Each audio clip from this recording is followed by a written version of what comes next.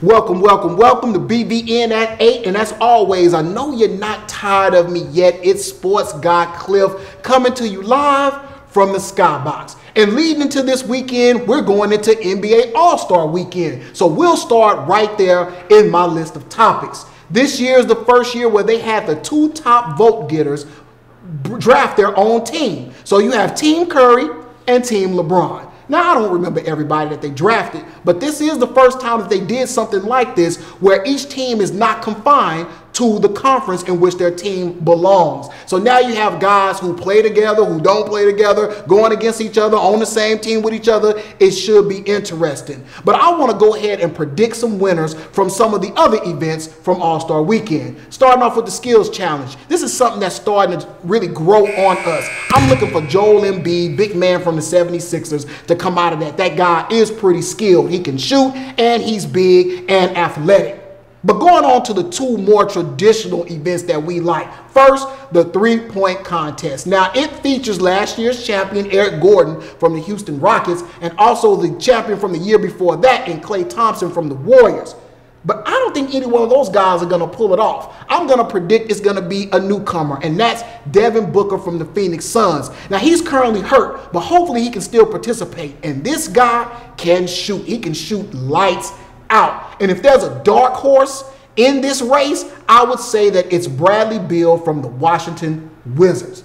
Now, moving on to the event that everybody waits on every year and hopes that it's not a bomb, and that's the dunk contest. Now, we only have 4 contestants this year, and the 2 I want you to pay attention to are Victor Oladipo from the Indiana Pacers and also Larry Nance Jr. from the Cleveland Cavaliers, the new Cavalier in Cleveland. But guess what? That name sounds familiar. Larry Nance, that's right, his dad played for the Cavs, and he won the dunk contest as a Cavalier back in the day. And that's who I'm going with to win the dunk contest, Larry Nance Jr. He's long, he's athletic, he can jump out the gym, and hopefully he can bring some creativity, because guess what? Victor Oladipo's been there before, so he may not be that nervous. But look for Larry Nance to literally come out on top.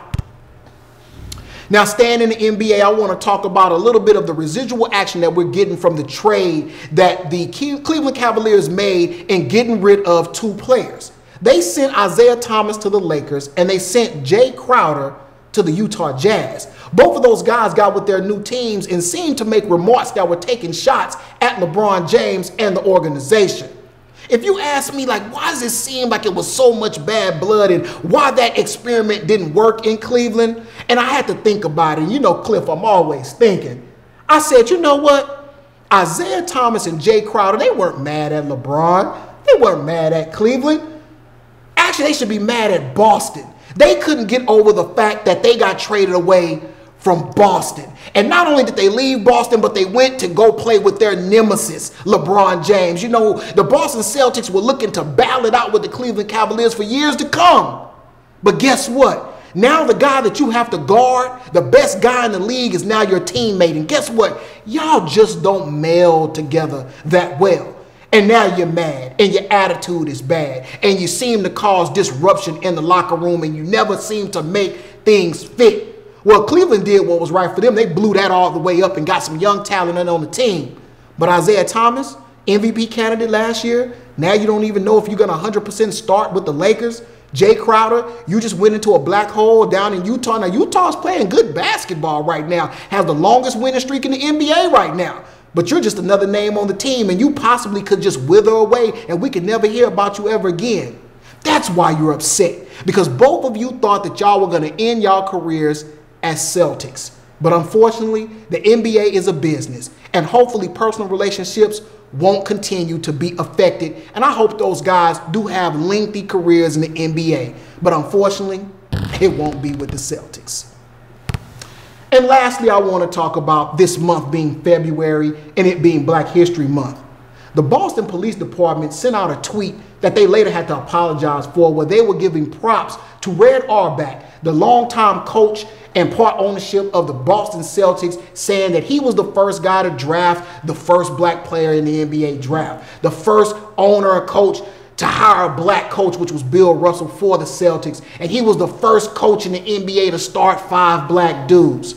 All which are great accomplishments and things that he could be recognized for. But don't do it during Black History Month. Red Auerbach could be a great human being, but he's not a black human being. And there's no reason to say that he can't get those accolades, but don't do it to make it seem like you're doing it in spite of Black History Month. All those guys that he drafted, hired as a coach, and started on the teams, those are the guys that you should have recognized. They later took the tweet down and recognized Bill Russell for all his great accomplishments as a Boston Celtic.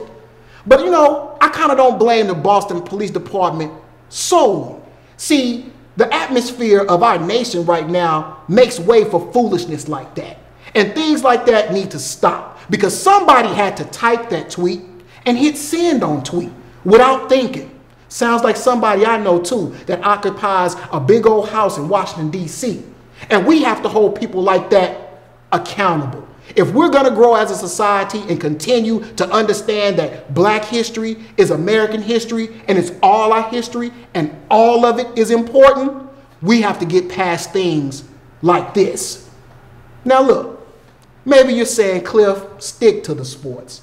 The societal stuff, leave it alone. Well, unfortunately, those are intertwined. But either way, I want to hear from you. Maybe you think Isaiah Thomas is going to do good, the fact that he's not a Celtic. And maybe you're not looking forward to the Allstar Weekend. I am, because I love sports.